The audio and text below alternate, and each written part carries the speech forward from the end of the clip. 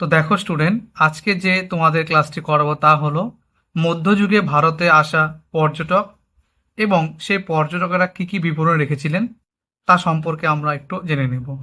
আমি বলতে পারি এই ক্লাসটি তোমরা মনোযোগ দিয়ে দেখে নাও, একটি কোশ্চেন তোমরা শিওর কিন্তু পরীক্ষায় পেতে চলেছো এই একটি মাত্র ক্লাস থেকে। আমি এক এক করে বলছি। প্রথমেই যিনি ভারতে এসেছিলেন এনাদের মধ্যে তিনি হলেন অল বিরুনি। তার গ্রন্থ দেখো, তহকিক ই হিন্দ, এটি আরবি ভাষায় লেখা। অলবিরুনি প্রথম মুসলিম ছিলেন যিনি সংস্কৃত শেখেন এবং পুরাণ ও ভগবদ্গীতা অধ্যয়ন করেন। তিনি গজনীর সুলতান মাহমুদের রাজজ্যোতিষী ছিলেন এবং তার সঙ্গে কিন্তু ভারতে আসেন। ঠিক আছে, তার লেখা কিন্তু বইটি বারবার পরীক্ষায় আসে। নেক্সট যিনি ব্যক্তি তিনি দেখো মার্কো পোলো। প্রথম ইউরোপীয় যিনি সিল্ক রুট হয়ে ভারতে প্রবেশ করেন, তিনি ইতালি ভেনিস থেকে এসেছিলেন। 1292 থেকে 93 এই সালে তিনি ভারতে আসেন।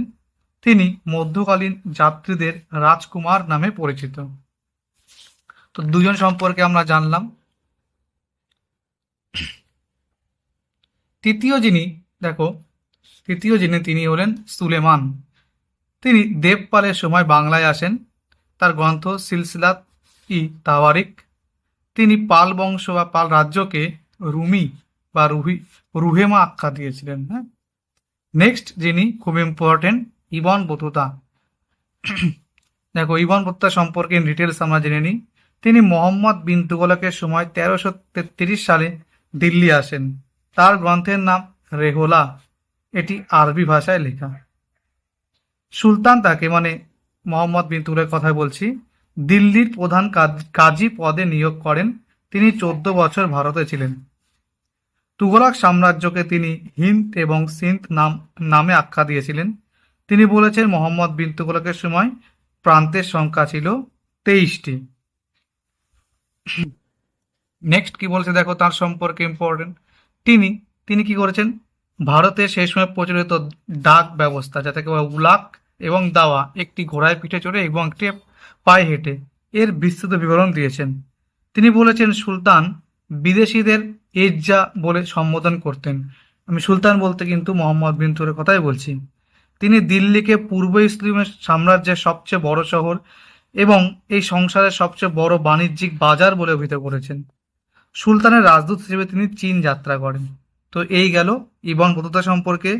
নেক্সট যিনি, তার সম্পর্কে আমরা দেখব, তিনি হলেন মাহুয়ান। ইনি চীনা পর্যটক, পঞ্চদশ শতাব্দীতে বাংলায় আসেন।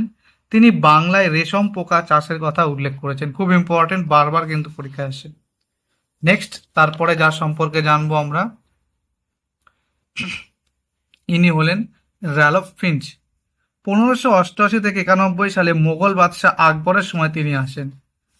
এটি ইম্পর্টেন্ট কিন্তু। হ্যাঁ, বিখ্যাত উক্তি যেটি প্রিভিয়াসে পরীক্ষায় চলে এসেছে, ফতেপুর আগ্রার থেকে বড় এবং আগ্রা ফতেপুর এবং লন্ডন, বলেছে আগ্রা ও ফতেপুর লন্ডনের চেয়ে বড়। এই উক্তিটি কিন্তু প্রিভিয়াসে পরীক্ষায় চলে এসেছে অলরেডি।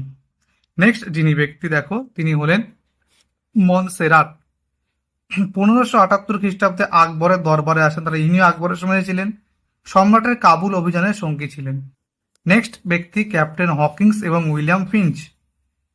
তো র্যালফ ফিঞ্চ তিনি আকবরের সময় আসেন, আর উইলিয়াম ফিঞ্চ তিনি জাহাঙ্গীরের সময় 1608 সালে তার দরবারে আসেন। জাহাঙ্গীর হকিংসকে ইংলিশ খা উপাধি দিয়েছিলেন এবং তাকে 400 মনসব প্রদান করেছিলেন। এগুলো আমরা জাহাঙ্গীর সম্পর্কেও পড়বো ভালো করে। নেক্সট তার সাথে যুক্ত ছিল উইলিয়াম ফিঞ্চ, যিনি আনারকলির দন্ত কথা কিন্তু উল্লেখ করেছেন। তার বিখ্যাত উক্তি, এই উক্তিটি কার দিয়ে দিতে পারে, লাহোর ছিল পূর্বের সবচেয়ে বড় শহর, বুলন্দ দরওয়াজা ছিল বিশ্বের সবচেয়ে উঁচু দরজা এবং জামা মসজিদ ছিল পূর্বের সবচেয়ে বড় মসজিদ। খুব ইম্পর্টেন্ট কিন্তু এই লাইনটি। নেক্সট ব্যক্তি টমাস রো। 1615 সালে তিনি তার গুরু এডওয়ার্ড টেরির সঙ্গে জাহাঙ্গীরের সময় ভারতে আসেন। এর পরের ব্যক্তি পেলসার্ট। 1620 সালে জাহাঙ্গীরের সময় ভারতে আসেন। তাহলে captain Hawkins, William Finch, Thomas Roe, Pelsaert, এনারা কার সময় এসেছিলেন? প্রত্যেকে এনারা জাহাঙ্গীরের সময় এসেছিলেন। নেক্সট তারপরে আমরা আসি, নেক্সট ব্যক্তি খুব ইম্পর্টেন্ট যিনি, তিনি হলেন ট্যাভার্নিয়ার। ট্যাভার্নিয়ার যিনি শাহজাহানের সময় আসেন, তার গ্রন্থটির নাম খুব ইম্পর্টেন্ট, 6 ভয়েজেস। তিনি পেশায় জহুরি ছিলেন। পরের ব্যক্তি আচ্ছা, এই ট্যাভার্নিয়ার বার্নিয়ার এনাদের সম্পর্কে কিন্তু প্রিভিয়াসেই এসএসসি 2016 সম্ভবত দেখবে পরীক্ষায় প্রশ্ন চলে এসেছে। তখন তো 2 মার্কসের লিখতে হতো আগে। হুম, আগের কথা বলছি আমি। তো সেখানে 2 মার্কসের লিখতে হতো, সেখানে কিন্তু এই পরীক্ষায় প্রশ্নটা হয়তো চলে এসেছে। তোমরা দেখে নেবে ভালো করে যে ট্যাভার্নিয়ার বার্নিয়ার এরা শাহজাহানের সময় আসেন, 1656 সালে বার্নিয়ার এখানে আসেন। তার গ্রন্থ travels in the Mughal empire. তিনি কি বলেছেন, আমি এই প্রশ্ন তোমাদের দেখবে রেখেছিলাম একবার, যে ভারতে মধ্যম বর্গের অস্তিত্ব নেই, কোনো মিডল ক্লাস এর অস্তিত্ব তিনি অস্বীকার করেছেন। নেক্সট ব্যক্তি পিটার মান্ডি। শাহজাহানের সময় ভারতে আসেন।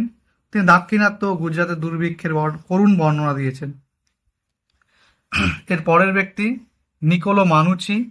গ্রন্থের নাম স্টোরিয়া দ্য মুঘল উত্তরাধিকারীর যুদ্ধ। তোমরা জানো যে শাহজাহানের শেষের কালে আর কি, তার যে 4 পুত্রের মধ্যে সিংহাসনের লড়াই, রক্তক্ষয়ী যে সংগ্রাম, তার কিন্তু তিনি প্রত্যক্ষদর্শী ছিলেন এবং করুণ বর্ণনা তিনি দিয়েছেন, বিশেষ করে দারা শিখর।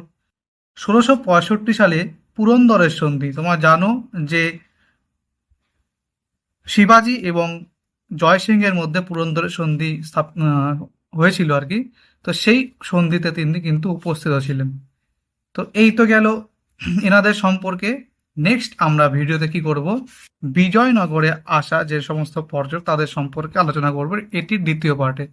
তো আশা করছি তোমাদের ক্লাসটি খুব ভালো লাগলো। এই ক্লাসটি থেকে কিন্তু তোমরা একটি মার্কস পরীক্ষায় অনায়াসে পেয়ে যাচ্ছ। তো প্রথম থেকে শেষ পর্যন্ত ভালো করে আবার তোমরা রিপিট দেখে নিতে পারো। চাইলে তোমরা নিজেদের মতো করে নোটটা বানিয়ে নিতে পারো, এবং ভালো লাগলে অবশ্যই একটি ক্লাসটিকে লাইক দিয়ে যাও। আমাদের সাথে জুড়ে থেকে এই ধরনের বিভিন্ন ক্লাস পেতে এবং পাশাপাশি আমাদের চ্যানেলটির সাথে তোমরা জুড়ে থাকার জন্য আমাদের চ্যানেলটিকে কিন্তু তোমরা সাবস্ক্রাইব করে নেবে। তো আজ এই পর্যন্তই। নেক্সট ক্লাস নিয়ে খুব শীঘ্রই উপস্থিত হব। ধন্যবাদ।